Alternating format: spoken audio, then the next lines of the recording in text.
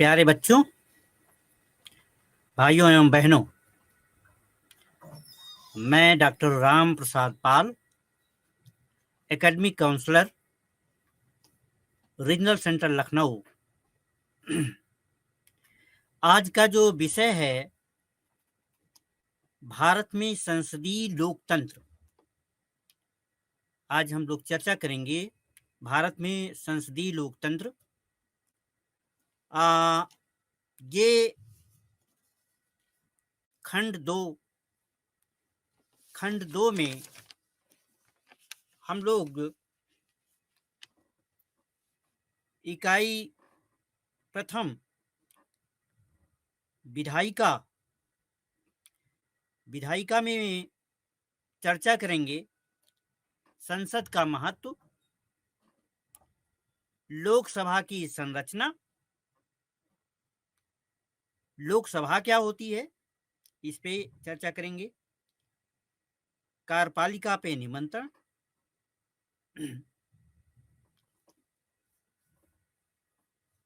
तो प्यारे भाइयों एवं बहनों, आज का विषय महत्वपूर्ण विषय है, जिसमें हम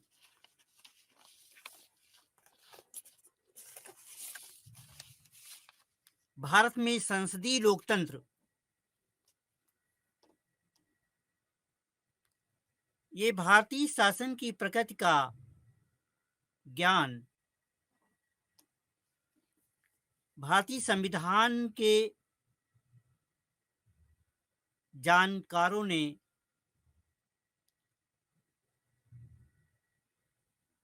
बहुत विधिवत रूप से किया है। भारतीय शासन व्यवस्था का संचालन भारतीय संविधान के अनुसार ही होता है।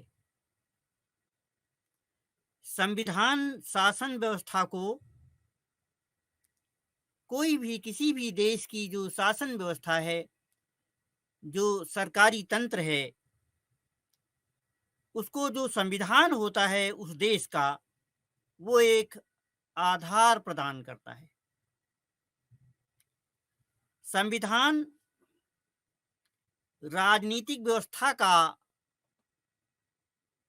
खाका मात्र न होकर राष्ट्र की जनता की आस्थाओं एवं मान्यताओं का एक आधार है। संविधान पदों का विन्यास मात्र नहीं है, वरन जीवन की एक शैली है। हमारे संविधान निर्माताओं का जो ध्येय था, वो ऐसे व्यवहारिक संविधान का निर्माण करना था जिसे भारत की विशिष्ट परिस्थितियों एवं संकट की घड़ियों में भी चलाया जा सके। यह एक प्रकार की व्यवस्था है। संविधान सभा में प्रारूप समिति के जो अध्यक्ष डॉक्टर भीमराव अंबेडकर ने स्पष्ट रूप से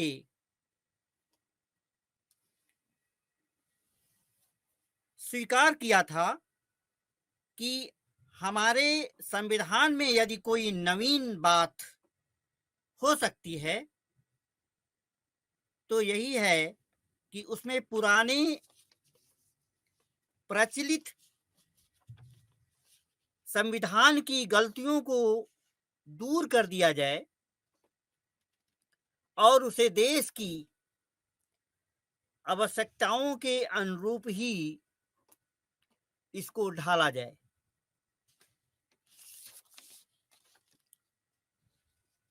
अब हम बात करेंगे कि हमारा जो भारतीय संविधान है, इसकी प्रमुख विशेषताएं क्या क्या हैं, इसकी चर्चा हम लोग यहाँ पे करेंगे। संविधान जीवन का वो मार्ग है जिसे राज्य ने अपने लिए चुना है। जीवन का वो मार्ग जिसे राज्य ने अपने लिए चुना है। राज्य का यह जीवन मार्ग उसकी अपनी परिस्थितियों और आवश्यकताओं के अनुरूप ही होता है और प्रत्येक राज्य की परिस्थितियां अन्य राज्यों से भिन्न होने के कारण उसके संविधान की कुछ निजी विशेषताएं होती हैं। लोकप्रिय प्रभुसत्ता पर आधारित हमारा भारतीय संविधान है। भारतीय संविधान लोकप्रिय प्रभुसत्ता पर आधारित है, अर्थात वह भारतीय जनता द्वारा निर्मित संविधान है। अगर हम दूसरे शब्दों में ये कहें कि जो भारतीय संविधान है वो भारतीय जनता द्वारा निर्मित है।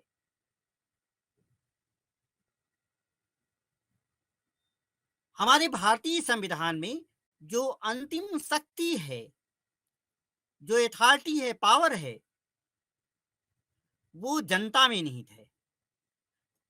देश की जनता में, भारतीय जनता में ही निहित है। अन्य विशेषता की बात करें तो हमारा भारतीय संविधान लिखित और सर्वाधिक व्यापक संविधान है। हमारा संविधान लिखित संविधान है। भारत का संविधान लिखित संविधान जो सर्वोच्च कानून का प्रावधान देता है। हमारे भारतीय संविधान में कानून से ऊपर, संविधान के ऊपर कोई नहीं है। केंद्र और राज्य दोनों ही सरकारें अपनी शक्तियों की इससे प्राप्त करती हैं, चाहे केंद्र सरकार हो या राज्य की सरकार हो, वो अपनी शक्तियां जो है इसी संविधान से ही प्राप्त करती हैं। यह सरकारों के दो स्तरों के बीच एक लिखित अनुबंध के रूप में कार्य करता है। हमारे भारतीय संविधान में शक्तियों का विभाजन किया गया है। भारतीय संविधान में शक्तियों का विभाजन इस संघ और राज्यों के बीच किया गया है। भारतीय संविधान में केंद्र और राज्य सरकारों की सीमाओं को व्यापक रूप में परिभाषित किया गया है। संविधान की 3 सूचियां हैं जो इस प्रकार: नंबर 1 पहली सूची है वो है संघ सूची, दूसरी सूची राज्य सूची है और तीसरी जो सूची है वो है समवर्ती सूची। समवर्ती सूची। भारतीय संविधान में जो न्यायपालिका है वो स्वतंत्र है। हमारी न्यायपालिका स्वतंत्र है। हम स्वतंत्र न्यायपालिका में रहते हैं। भारतीय संविधान सर्वोच्च न्यायालय और उच्च न्यायालयों द्वारा सरकारी विधानों की न्यायिक समीक्षा करता है, न्यायिक समीक्षा की व्यवस्था प्रदान करता है। सर्वोच्च न्यायालय, सुप्रीम कोर्ट और राज्यों के जो हाई कोर्ट हैं, उच्च न्यायालयों के द्वारा सरकारी विधानों की न्यायिक समीक्षा प्रदान करता है। न्यायपालिका किसी भी सरकार के एक अधिनियम को हटा सकती है अगर वह संविधान के प्रावधानों के खिलाफ जाता है या कानून द्वारा निर्धारित प्रक्रिया के लिए सहमति के बिना पारित किया जाता है, तो यह भारतीय संविधान के संघीय चरित्र को उजागर करता है। भारतीय संविधान के संघीय चरित्र को उजागर करता है। भारतीय संविधान द्विसदन का कार्य करता है। द्विसदन का अर्थ है हमारी संसद के दो सदन होते हैं। निम्न सदन जिसको हम लोकसभा कहते हैं, लोअर हाउस लोकसभा, और उच्च सदन जिसे हम राज्यसभा कहते हैं।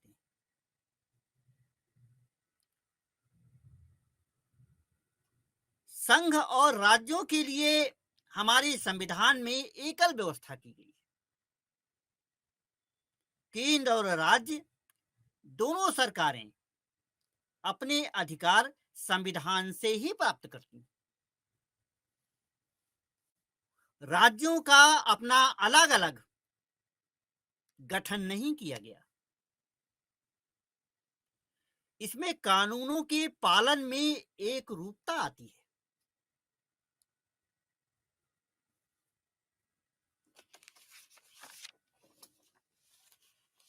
भारत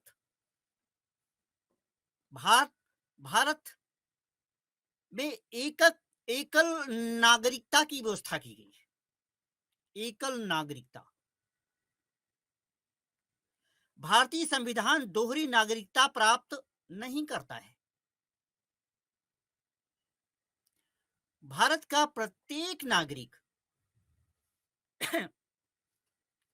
जन्म से भारतीय है। प्रत्येक नागरिक, एक बच्चा जब से पैदा हो जन्म लेता है, वो भारत का बच्चा है, वो भारत का नागरिक है। यह केवल एकल नागरिकता पर ही आधारित है। हमारे भारतीय संविधान में केंद्र का वर्चस्व होता है। हमेशा केंद्र का वर्चस्व रहता है। भारतीय संविधान में राज्यों की तुलना में केंद्र ज्यादा मजबूत है, ज्यादा पावरफुल है। राजनीतिक, आर्थिक रूप से मजबूत केंद्र होता है। भारत में एकात्मक क्षेत्र केंद्र सरकार द्वारा ही प्रशासित होता है। इसके अलावा संविधान की 42वें संवैधानिक संशोधन के तहत 42वें संवैधानिक संशोधन के तहत केंद्र सरकार को कानून और व्यवस्था संकट से निपटने के लिए किसी भी राज्य में सशस्त्र बल तैनात करने का अधिकार प्राप्त है। कोई भी राज्य हो, अगर वहां पे कोई संकट है तो ये कार्य केंद्र सरकार को प्राप्त है कि वहां पे जो है सेना, पुलिस, मिलिट्री, सशस्त्र बल वहां पे तैनात करे। ये अधिकार केंद्र को प्राप्त है।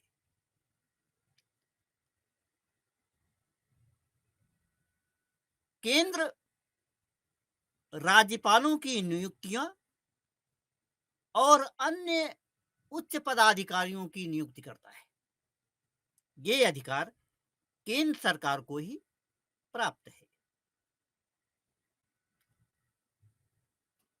राज्यपालों की नियुक्ति, जैसा कि हम जानते हैं, केंद्र की सलाह से, सेंट्रल कैबिनेट की सलाह से राष्ट्रपति द्वारा की जाती है। साधारण शब्दों में अगर हम कहें तो राज्यपाल की नियुक्ति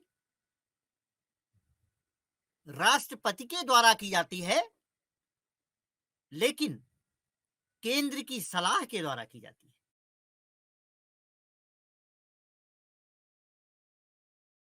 कि जो राज्य क्षेत्र में आते हैं उनकी नियुक्ति राष्ट्रपति के द्वारा ही की जाती है। प्यारे बच्चों, जैसा कि हम जानते हैं कि अखिल भारतीय सेवाओं की जब हम बात करते हैं तो ऑल इंडिया सर्विसेज, जिसमें आईएएस,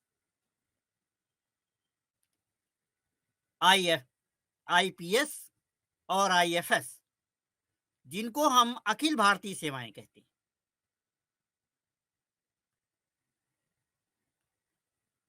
आईएएस भारतीय प्रशासनिक सेवा,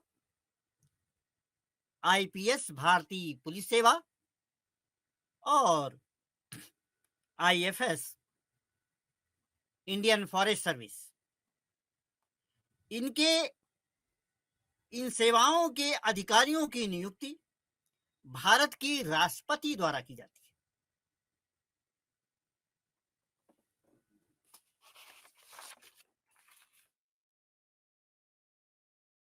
जैसा कि हम जानते हैं कि भारत में चुनाव आयुक्त और नियंत्रक वह महालेखा परीक्षक, चुनाव आयुक्त हो या नियंत्रक महालेखा परीक्षक, ये कर्मचारी, ये अधिकारी केंद्र के अधिकारी होते हैं और वे राज्यों के लिए भी कार्य करते हैं। जैसा कि ऑल इंडिया सर्विसेज है, जो एक अखिल भारतीय सेवा का अधिकारी है, वो राज्यों में काम करता है, राज्य के लिए काम करता है। पुलिस अधिकारी राज्य के लिए काम करता है, लेकिन ये सेवाएं केंद्र में आती हैं। ये अधिकारी केंद्र के होते हैं। इससे यह समझा जा सकता है कि राज्य सरकारें वास्तव में केंद्र सरकार के उच्च अधिकारियों द्वारा ही चलाई जाती है। जब आईएएस अधिकारी, आईपीएस अधिकारी ये राज्यों में जाकर के काम करते हैं, यद्यपि केंद्र के पदाधिकारी हैं, तो इससे ये समझा जा सकता है कि जो राज्य का संचालन है वो वास्तव में केंद्र सरकार के उच्च अधिकारियों द्वारा किया जाता है। अब अगर हम बात करें आपातकाल के प्रावधान के बारे में, तो अनुच्छेद 352, 356 और 360 में आपातकालीन प्रावधान किया गया है। किसी राज्य का राज्यपाल किसी राज्य के राज्यपाल को राष्ट्रपति के रूप में ही काम करना होता है। आपातकाल के समय में ये प्रावधान किया गया है कि जो राज्य का राज्यपाल है वो अपने राज्य में राष्ट्रपति के रूप में कार्य करता है। अगर राष्ट्र की संप्रभुता को कोई खतरा है या राज्य में संवैधानिक तंत्र में विघ्न आया हुआ है। राज्य का संचालन सही तरीके से संविधान सम्मत नहीं चल रहा है। तो जैसा कि हम जानते हैं कि अनुच्छेद 356 के अंतर्गत राज्य का राज्यपाल, उसको ये शक्ति प्राप्त है कि वहां पे उस राज्य में राष्ट्रपति शासन लगाने की अपील करता है। राष्ट्रपति शासन में किसी भी राज्य का राज्यपाल ही सर्वे सर्वा हो जाता है। राज्य में संवैधानिक तंत्र में अगर विघ्न आया हुआ है, संकट आया हुआ है, या सरकार की वित्तीय अस्थिरता या दिवालियापन आ गया है, तो इसको समाप्त करने के लिए राज्यपाल को शक्तियां प्राप्त है। भारतीय राज्य की प्रकृति बहुत हद तक एकात्मक रूप में बदल जाती है, एकात्मक रूप में बदल जाती है।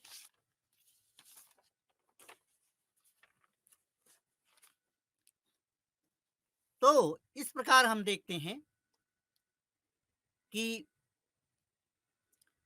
जो राज्य का राज्यपाल है, राज्य के राज्यपाल को केंद्र द्वारा ये शक्तियां दी गई हैं। क्यों? क्योंकि वो केंद्र के द्वारा, राष्ट्रपति के द्वारा उसका उसकी नियुक्ति होती है और केंद्र सरकार की सलाह से होती है। इसका मतलब यह हुआ कि राष्ट्रपति उसी व्यक्ति को राज्यपाल नियुक्त करता है जिस व्यक्ति के लिए केंद्र मंत्रिमंडल के द्वारा जो है सहमति मिलती है। इसीलिए हम ये कह सकते हैं कि राज्यपाल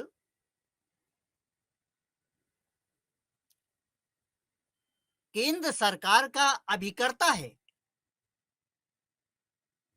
governor is the agent of the central government.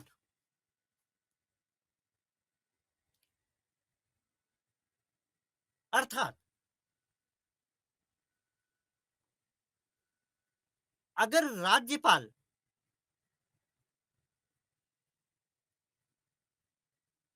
राज्य में किसी भी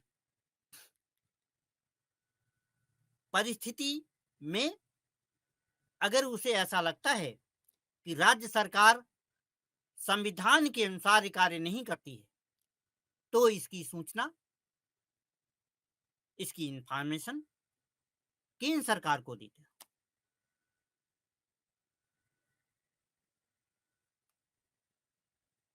हम जानते हैं कि राज्यपाल किसी राज्य का संवैधानिक मुखिया है।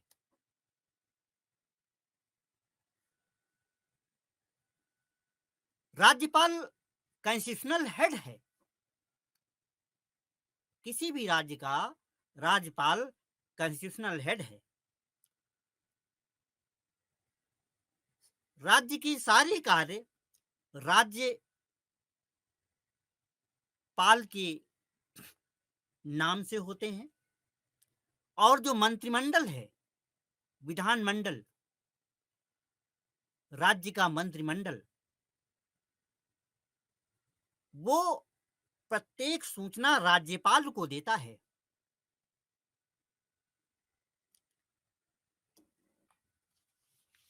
अब अगर हम बात करें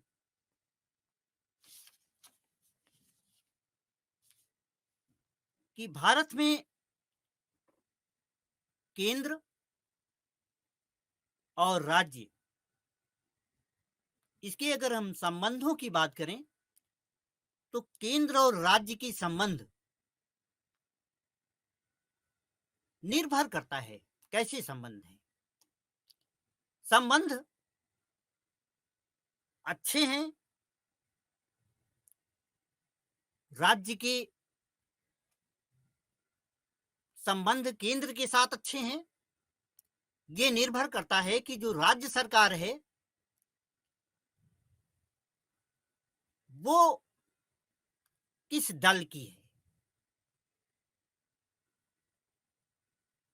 और केंद्र में किस दल की सरकार है।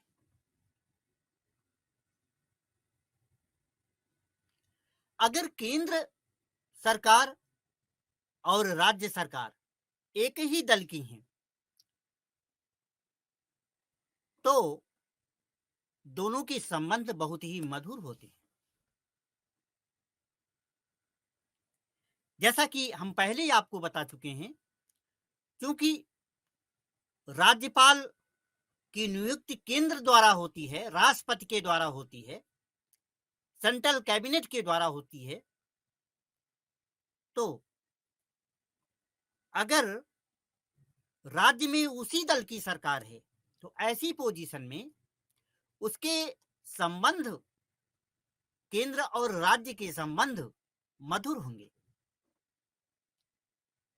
और इसमें अगर कहीं विरोधाभास है,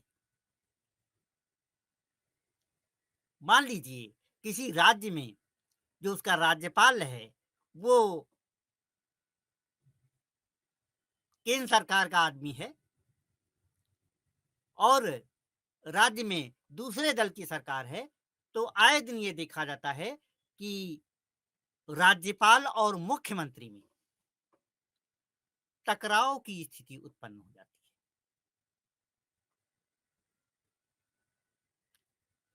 टकराव कब होता है? टकराव होने की स्थिति यही रहती है कि मुख्यमंत्री या उसका मंत्रिमंडल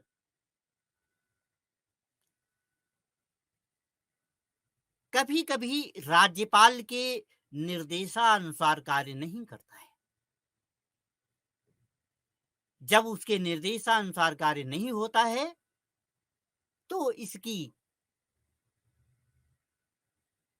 सूचना राज्यपाल को केंद्र को देनी होती है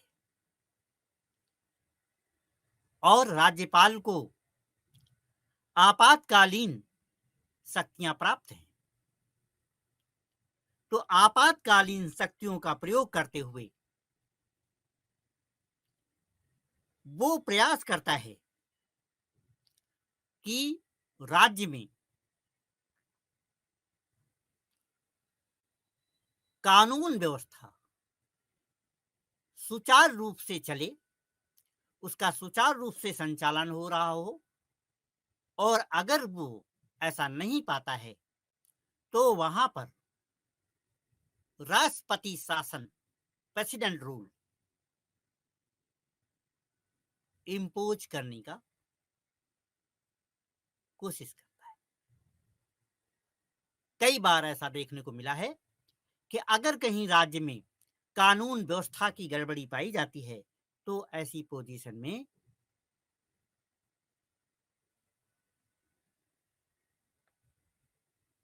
अनुच्छेद 356 के तहत वहां पर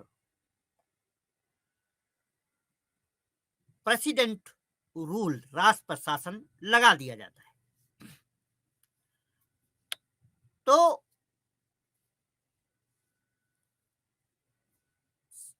हमारे देश में जो संविधान शास्त्रियों में ये गंभीर हमेशा जो है गंभीर विवाद रहा है, झगड़ा रहा है कि भारतीय संविधान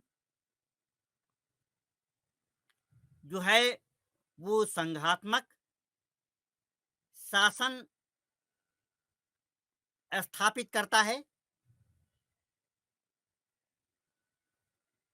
अथवा एकात्मक शासन।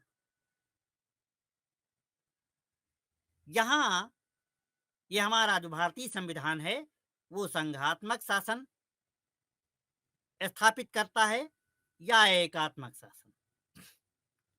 तो इस विषय पर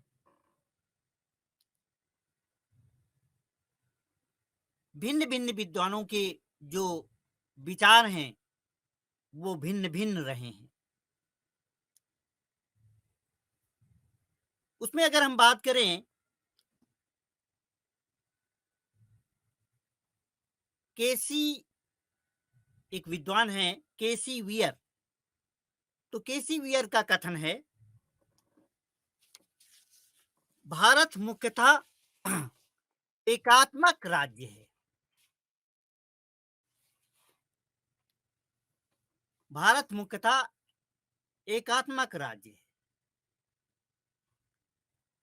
जिसमें संघीय विशेषताएं नाम मात्र की हैं।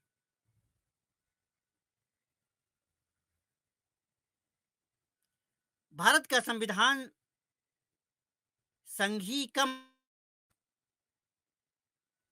और एकात्मक अधिक है। ये कथन है केसी व्हीलर साहब का। इनका कहना है कि इसमें जो संघीय विशेषताएं हैं हमारे संविधान की वो बहुत ही मामूली सी हैं, नाम मात्र की हैं। भारत का संविधान एकात्मक ज्यादा है।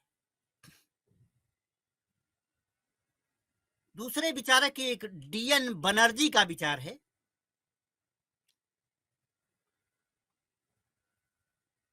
डीएन बनर्जी साहब का कहना है कि भारतीय संविधान का ढांचा संघीय है किंतु उसका जो झुकाव है वो एकात्मकता की ओर है। जो इसका स्ट्रक्चर है वो तो संघीय है लेकिन उसका जो झुकाव है वो एकात्मकता की ओर है।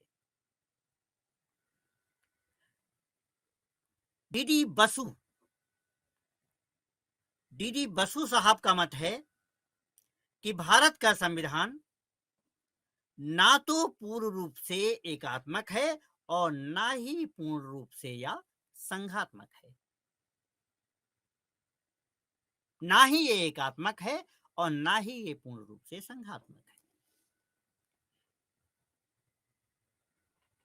अपितु दोनों का ये मिक्सचर है, मिश्रण है, दोनों का मिश्रण है। प्रोफेसर पायली का विचार है भारत के संविधान का ढांचा संघात्मक है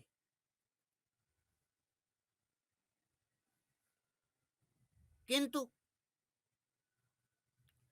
उसकी आत्मा जो है एकात्मक है। ढांचा उसका संघात्मक है किंतु उसकी जो आत्मा है वो एकात्मक है।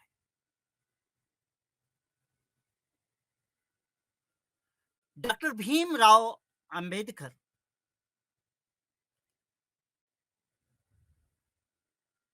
जो संविधान की प्रारूप समिति के अध्यक्ष थे, उनका ये मानना है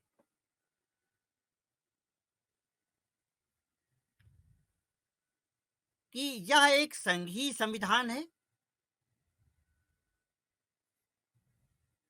क्योंकि यह दोहरे शासन तंत्र की स्थापना करता है। अंबेडकर साहब का कहना है कि यह एक संघीय संविधान है क्योंकि हमारा संविधान दोहरे शासन तंत्र की स्थापना करता है जिसमें केंद्र में संघीय सरकार तथा उसके चारों ओर परिधि में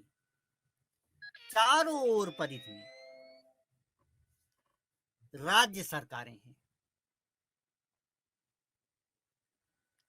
जो संविधान द्वारा निर्धारित निश्चित क्षेत्रों में सर्वोच्च सत्ता का प्रयोग करती हैं।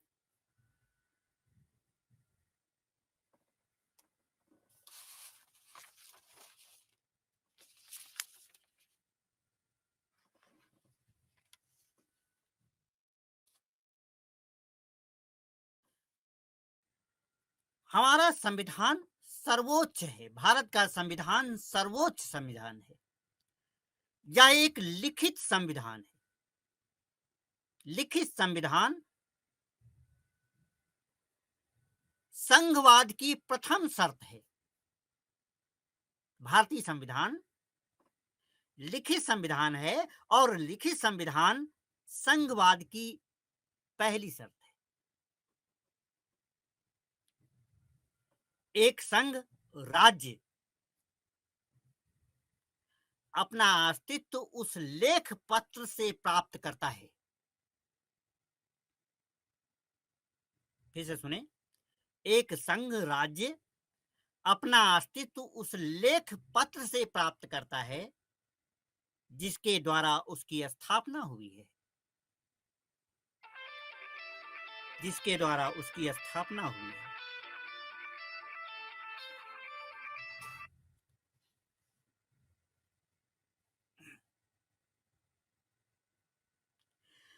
संघ राज्यों में लिखित संविधान सर्वोच्च कानून होता है। संघ राज्य में लिखित संविधान सर्वोच्च कानून होता है। संविधान के लिखित स्वरूप से संघीय मामलों में मतभेद होने की संभावना बहुत कम हो जाती है। हमारा संविधान इसीलिए लिखित संविधान, और लिखित संविधान का स्वरूप होने के कारण यहाँ पे मतभेद होने की संभावना जो है बहुत कम है।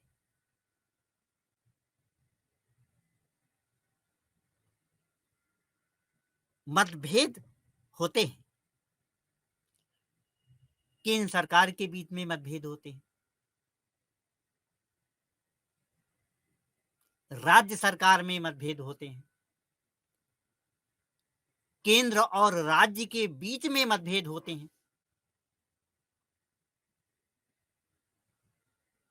ये तो किसी भी तंत्र में संभव है, मतभेद होना संभव है, लेकिन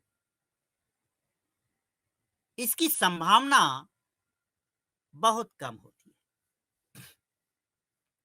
साधारण कानूनों की तुलना में लिखित संविधान अस्थायी होता है। ऐसा नहीं कुछ भी बोल दिया जाए।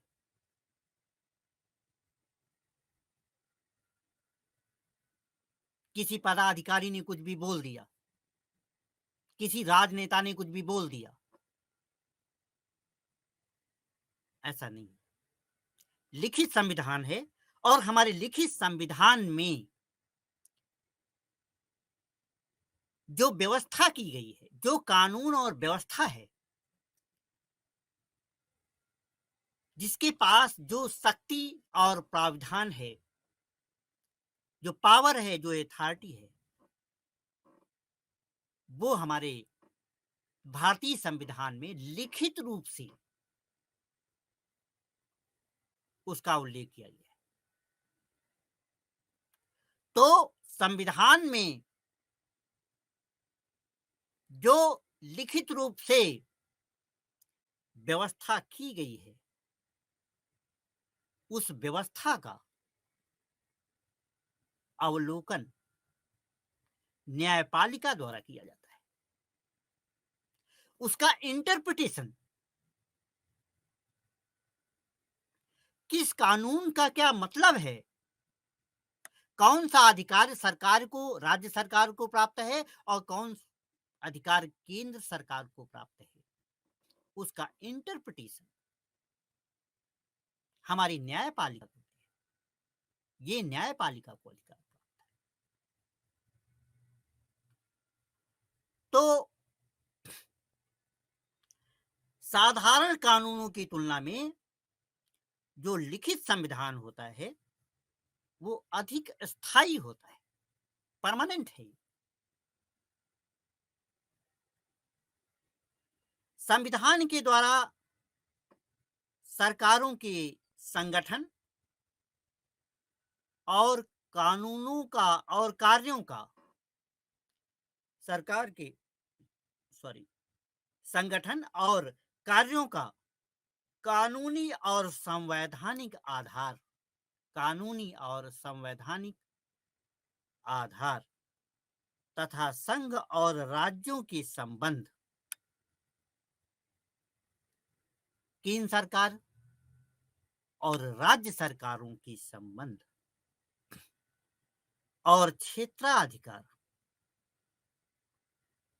ये भारतीय संविधान में निर्धारित किए गए हैं।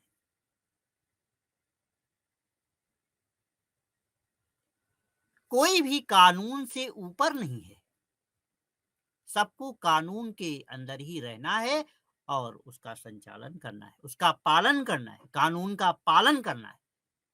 जैसा कि हमने बताया आपको कि कोई भी कानून, चाहे वो राष्ट्रपति हो, चाहे वो प्रधानमंत्री हो, XYZ, कोई भी व्यक्ति कानून से ऊपर नहीं है। हमारे भारतीय संविधान में जो व्यवस्था की गई है, उसी व्यवस्था के अंतर्गत प्रत्येक व्यक्ति को अपना कार्य करना होता है।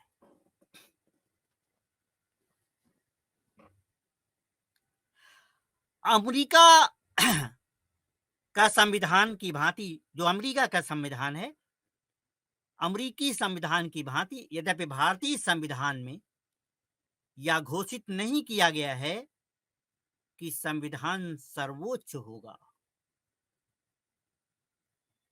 ये चीज लिखित नहीं की गई है कि संविधान सर्वोच्च होगा, लेकिन फिर भी भारतीय संविधान इस देश का लिखित कानून है। लिखित कानून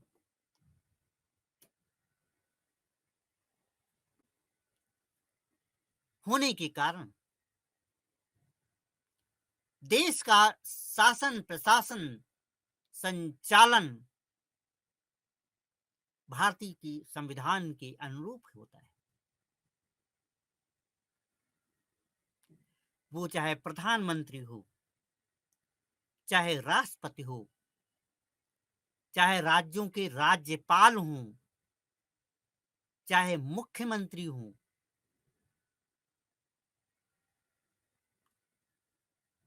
सर्वोच्च न्यायालय, सुप्रीम कोर्ट के जजेज, हाई कोर्ट की जजेज, जैसा कि आपको मालूम है कि इनकी नियुक्ति करने का जो अधिकार है वो केंद्र के पास है।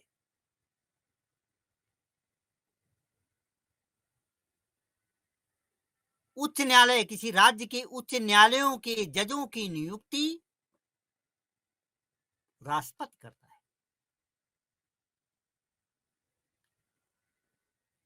तो भले वो किसी राज्य में पदाधिकारी कार्य कर रहे हों, लेकिन उनके जो नियुक्त करने का अधिकार प्राप्त है वो केंद्र को प्राप्त है।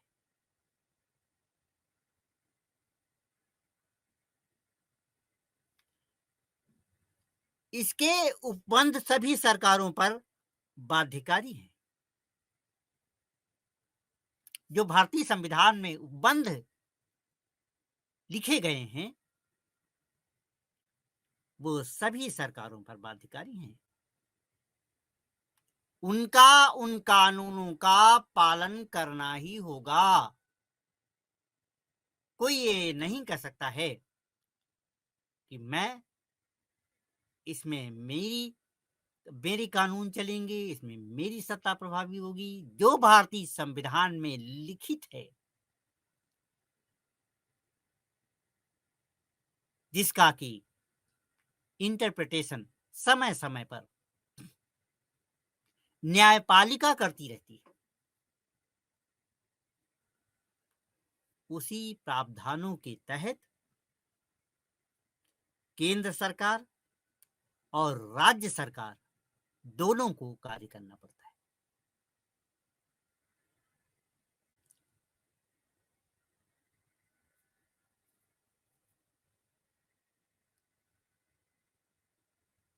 कोई संविधान के ऊपर नहीं।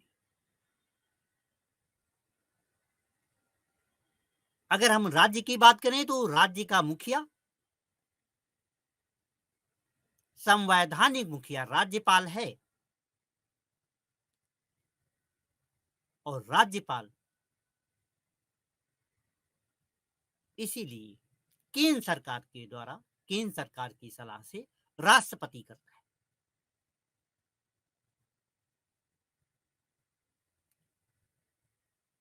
जैसा कि हम सभी जानते हैं कि लोकतंत्र में जनता का शासन होता है।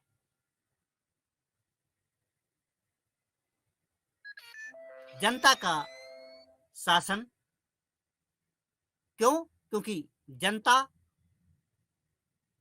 अपने राजनेताओं की का चुनाव करती है। ऐसा हमारे संविधान में उल्लिखित किया गया है कि देश की जनता चुनाव के द्वारा अपने राजनेताओं का चुनाव करती है। जो संसद सदस्य होते हैं, एमपीज, उनका चुनाव जनता करती है और वही संसद सदस्य ही संसद में बैठते हैं।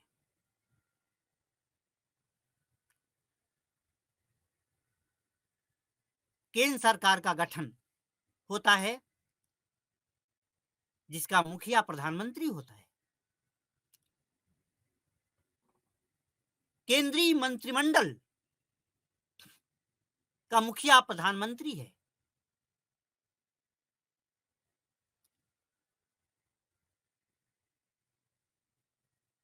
इसके अलावा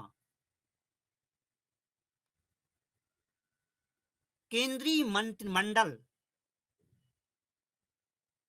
के सदस्य होते हैं जो विभिन्न विभागों को देखते हैं।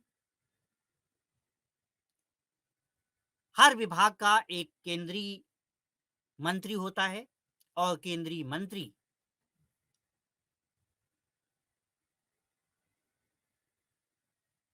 के बाद में राज्य मंत्री होते हैं। राज्य मंत्री स्वतंत्र प्रभार, संसदीय मंत्री होते हैं। संसदीय मंत्री के बाद में आपके ये अखिल भारतीय सेवाओं के जो अधिकारी हैं, ये जो सेंट्रल कैबिनेट है, राज्य के लिए, देश के विकास के लिए, देश के संचालन के लिए, क्षेत्र के विकास के लिए योजनाएं तैयार करते हैं, योजनाएं बनाते हैं। ये जनता के प्रतिनिधि हैं। जनता ने जिनको चुन करके भेजा है, ये जनता के लिए कार्य करते हैं। तो योजनाएं, अगर हम कहें कि योजनाएं बनाने का जो मुख्य कार्य है वो राजनेताओं का है, जनता के प्रतिनिधियों का है। जनता ने जिनको चुन करके भेजा है उनका ये काम है। और उन नीतियों को सही रूप से क्रियान्वित करने के लिए जो उसका इम्प्लीमेंटेशन का जो कार्य है, वो अधिकारियों का है। हमारे संविधान में ये बेहतर व्यवस्था की गई है कि एक जो सदस्य है, जो जनता का प्रतिनिधि है, अपने क्षेत्र में जानता है, जनता की समस्याओं को सुनता है, देखता है। अगर उस क्षेत्र में स्कूल नहीं है, विद्यालय नहीं है, सही तरीके से सड़कों का निर्माण नहीं हुआ है, तो ऐसी स्थिति में संसद में बैठकर इन पे विचार विमर्श होता है, जहां पे विपक्ष भी है। विपक्ष की व्यवस्था क्यों हमारे संविधान में की गई है? क्योंकि जो सत्ता में सरकार है, जो दल सत्ता में बैठा हुआ है, जिसकी सरकार है, वो मनमानी ना कर सके। जैसा कि अपने लिए सिर्फ नहीं, अपने क्षेत्र के लिए ही केवल योजनाएं ना बनाओ। क्यों? सारा देश उनका है, हमारा है। तो देश के लिए क्या उचित है, क्या अनुचित है, देश का शासन प्रशासन कैसे चलेगा, इस पे विचार करना सरकार का काम है। इसकी समय समय पे सलाह मशविरा जनता के प्रतिनिधियों को, ये जो हमारे पदाधिकारी हैं, ऑल इंडिया सर्विसेज के लोग हैं, आईएएस आईपीएस, ये अधिकारी लोग उनकी मदद करते हैं, उनको वो सलाह देते हैं। अगर वो कोई अनुचित कार्य करने जा रहे हैं तो उनको बताते हैं, सर ये हमारे संविधान में इसलिए इस काम के लिए कहीं वर्णन नहीं किया गया है, ताकि वित्त का कहीं दुरुपयोग ना हो। वित्त का दुरुपयोग, क्योंकि जो वित्त है, फाइनेंस है, वो भारतीय जनता का है।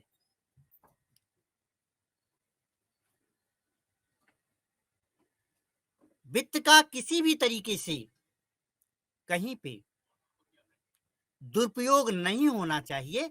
इसको समय समय पर जो इसके जानकार हैं, जो इसके विशेषज्ञ लोग हैं, वो उनको सलाह देते रहते हैं। इसके लिए वो काउंसलर होते हैं, केंद्र सरकार के काउंसलर होते हैं, राज्य सरकार के काउंसलर, प्रधानमंत्री का सलाहकार, राष्ट्रपति का सलाहकार। ये लोग विशेषज्ञ होते हैं, अपने अपने क्षेत्र के विशेषज्ञ होते हैं।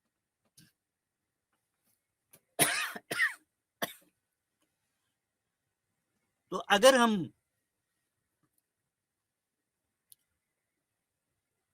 अपने संविधान के जो मूल तत्व हैं उनकी बात करें, तो हमारे संविधान में सारी चीजें लिखित रूप से हैं। देश का संविधान सर्वोच्च है, कानून के ऊपर कोई व्यक्ति नहीं है, और उस कानून के अंतर्गत ही सबको रहना है। आज अपनी बात को हम यहीं विराम देते हैं। आप सब लोगों को नमस्कार, हमारा अभिनंदन, वंदन। जय भारत।